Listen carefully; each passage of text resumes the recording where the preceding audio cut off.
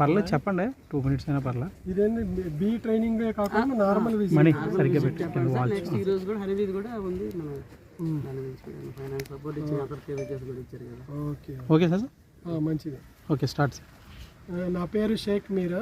భారతీయ వ్యవసాయ పరిశోధన మండలిలో ఉన్నటువంటి కేవీకేల్ని సమన్వయపరిచే ఒక సంస్థ ఉంటుంది, అటారీ అంటారు. హైదరాబాద్లో ఉంటాను నేను.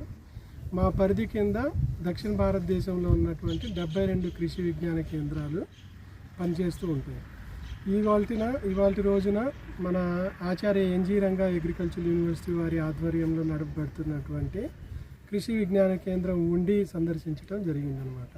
నాతో పాటు మన యాంగ్రూ వ్యవసాయ విస్తరణ సంచాలకులు శివనారాయణ గారు, అదేవిధంగా మారుటేరు ఏడీఆర్ రిప్రజెంటేటివ్ అయినటువంటి మన సారు, మన ఉండి కేవీకే సిబ్బంది, మరి ముఖ్యంగా ఇక్కడ ఉన్నటువంటి హెడ్ మల్లికార్జున్ గారు, మన ప్రోగ్రెసివ్ ఫార్మర్స్తో ఇవాళ కేవీకే ఉండిని సందర్శించడం జరిగింది. ఈ ఉండి కృషి విజ్ఞాన కేంద్రం అనేది దాదాపుగా 30 సంవత్సరాల కింద ఏర్పాటు చేయబడి ఇక్కడ గోదావరి జిల్లాల్లో ఉన్నటువంటి రైతు సోదరులకి కావలసినటువంటి శాస్త్ర సాంకేతిక పరిజ్ఞానాన్ని, శిక్షణని, అదేవిధంగా కొత్త వరి వంగడాలు కానివ్వండి, వేరే వంగడాలు కానివ్వండి, యాజమాన్య పద్ధతులు, అదేవిధంగా సెకండరీ అగ్రికల్చర్లో రైతుల యొక్క ఆదాయాన్ని పెంపొందించడానికి చాలా కృషి చేస్తున్నటువంటి అతి ముఖ్యమైన కృషి విజ్ఞాన కేంద్రం అన్నమాట. అయితే ఈ కృషి విజ్ఞాన కేంద్రంలో జరుగుతున్న కార్యక్రమాల్ని సమీక్షించడానికి, అదేవిధంగా మరింత ప్రభావవంతంగా మంచి కార్యాచరణ రూపొందించడం ద్వారా రాబోయే 5 సంవత్సరాల్లో మన గోదావరి జిల్లాలో ఉన్నటువంటి వెస్ట్ గోదావరి జిల్లా, పశ్చిమ గోదావరి జిల్లాలో ఉన్నటువంటి రైతు సోదరులకు, సోదరీమణులకు, అదేవిధంగా గ్రామీణ యువతకి మరింత ఎక్కువ సేవలు అందించడానికి కావాల్సినటువంటి కార్యాచరణ రూపొందించడానికి మేము ఇవాళ ఇక్కడికి రావటం జరిగిందన్నమాట. మనకి ఇప్పుడు చూస్తే ఈ కృషి విజ్ఞాన కేంద్రానికి 30 సంవత్సరాల కింద ఏర్పాటు చేయటం జరిగింది. కాబట్టి ఇక్కడ కొద్దిగా ఇన్ఫ్రాస్ట్రక్చర్ కానివ్వండి, అదేవిధంగా ఇక్కడున్న సెలినిటీ కండిషన్స్లో ఈ ఫామ్ని ఇంప్రూవ్ చేయడానికి కానివ్వండి, అదేవిధంగా సెకండరీ అగ్రికల్చర్ అంటే ఇక్కడ ఉన్నటువంటి ఉపాధి కల్పనకు కావాల్సినటువంటి సెకండరీ అగ్రికల్చర్ రంగాల్లో అంటే ఎల్ఐడ్ సెక్టర్స్లో హనీబీ కానివ్వండి, లేకపోతే వాల్యూ యాడెడ్ ప్రొడక్ట్స్ కానివ్వండి, సర్క్యులర్ ఎకానమీ కానివ్వండి, ఈ అన్ని ఆస్పెక్ట్స్లో ఇంకో కొద్దిగా ఎక్కువ సపోర్ట్ చేయడానికి ఆస్కారం ఉన్నటువంటి కృషి విజ్ఞాన కేంద్రం. కాబట్టి ముందుగా ఏంటంటే కొద్దిగా ఇన్ఫ్రాస్ట్రక్చర్ డెవలప్ చేయడానికి కావాల్సినటువంటి నిధులు కూడా భారత ప్రభుత్వం, Indian council of agriculture research తరపు నుండి, మన యాంగ్రూ వ్యవసాయ విశ్వవిద్యాలయం నుండి ఇంకా ఏ కార్యక్రమాలు చేపట్టడం ద్వారా, ఎటువంటి ఇన్ఫ్రాస్ట్రక్చర్ని డెవలప్ చేయటం ద్వారా ఇంకొద్దిగా ఎక్కువ రైతుల యొక్క సేవలో మనం సమర్పితం అవ్వడానికి ఆస్కారం ఉంది అనేసి ఆలోచన చేసాం. దానికి మనం ఈ కృషి విజ్ఞాన కేంద్రంలో ఉన్నటువంటి సిబ్బందితో మాట్లాడటం జరుగుతుంది. రాబోయే 2-3 సంవత్సరాల్లో ఇక్కడికి కావాల్సినటువంటి వనరులు కానివ్వండి, ఎటువంటి సపోర్ట్, ఇప్పుడు ఫిషరీస్ ఆక్వాకల్చర్లో, ఫ్రెష్ వాటర్ ఆక్వాకల్చర్లో మనం చూస్తే చాలా ఇన్నోవేషన్స్ ఉన్నాయి. మన central institute for fresh water aquaculture Bhubaneswar కానివ్వండి, brackish water agriculture aquaculture Chennai కానివ్వండి, అదేవిధంగా central institute for fish technologies, వీటిలన్నిటికీ ఎక్స్పోజర్ విజిట్స్ పంపటమే కాకుండా అక్కడ నుంచి శాస్త్రవేత్తలు ఇక్కడ తెచ్చేసి కొత్త ఇన్నోవేషన్స్ ఏమున్నాయో మన రైతు ముంగిట్లోకి చేర్చడం.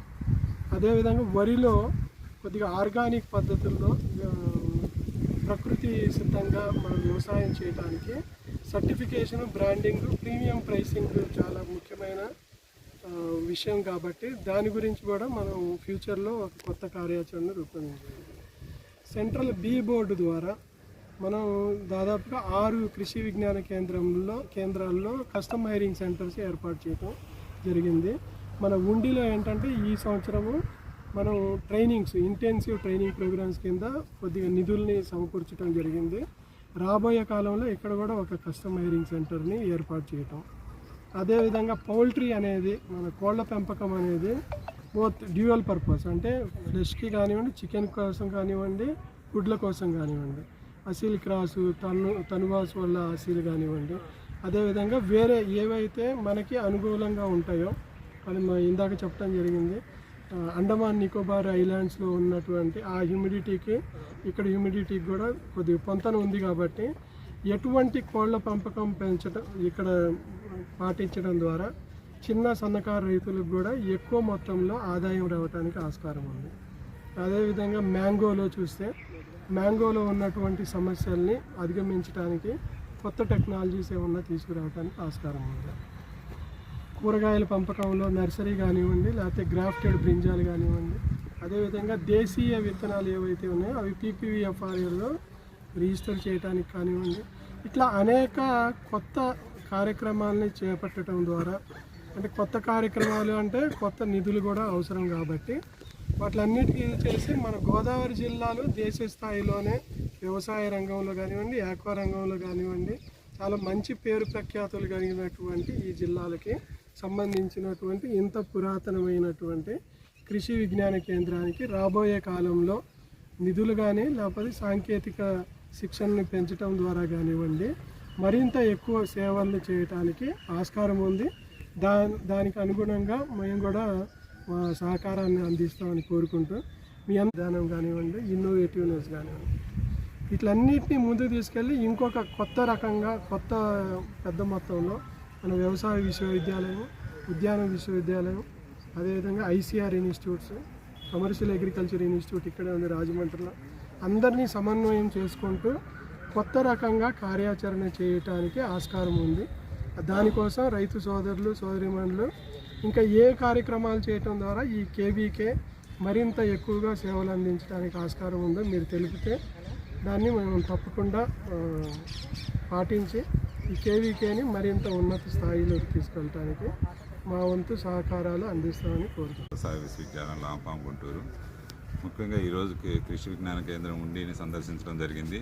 ఇక్కడ జరుగుతున్న కార్యక్రమాలు అనేకం చూడటం జరిగింది. అయితే ముఖ్యంగా ఈ గోదావరి జిల్లా రైతులకి ఆదాయం పెంచడానికి ఉన్న మన యొక్క మార్గాలని సూచించడానికి ముఖ్యంగా కృషి విజ్ఞాన కేంద్రాలు రైతుల పొలాల్లో క్షేత్ర పరిశీలన చేయటము, అట్లనే మనకి ఇక్కడ ప్రతిదీ కూడా అంటే వ్యవసాయంతో పాటు ఉద్యానము, కోళ్ళు, మామూలుగా మత్స్య పరిశ్రమకు సంబంధించి అన్నిటికీ సంబంధించిన వివిధ అంటే ఆదాయాన్ని పెంచుకునే మార్గాలన్నింటినీ శిక్షణ ఇవ్వడంతో పాటు వాళ్ళ ఆదాయం పెంచడానికి అంటే గ్రామీణంలో ఉన్న రైతు మహిళలకు, యువతకి విలువ ఆధారిత ఉత్పత్తులను ఎట్లా చేసుకోవాలి, వాళ్ళ ఆదాయం ఎట్లా పెంచుకోవాలనే ఉద్దేశంతో శిక్షణా కార్యక్రమాలు ఇవ్వడం జరుగుతుంది. కాబట్టి వాటిని సద్వినియోగం చేసుకొని రైతు మహిళలు కానీ, రైతులు కానీ, యువత కానీ ఆదాయం పెంచుకునే మార్గాలని డైరెక్ట్గా ఇక్కడ ప్రత్యక్షంగా వచ్చి శిక్షణ పొంది వాళ్ళు ఈ సేవలను వినియోగించుకుంటారని కోరుతున్నాను. Thank you.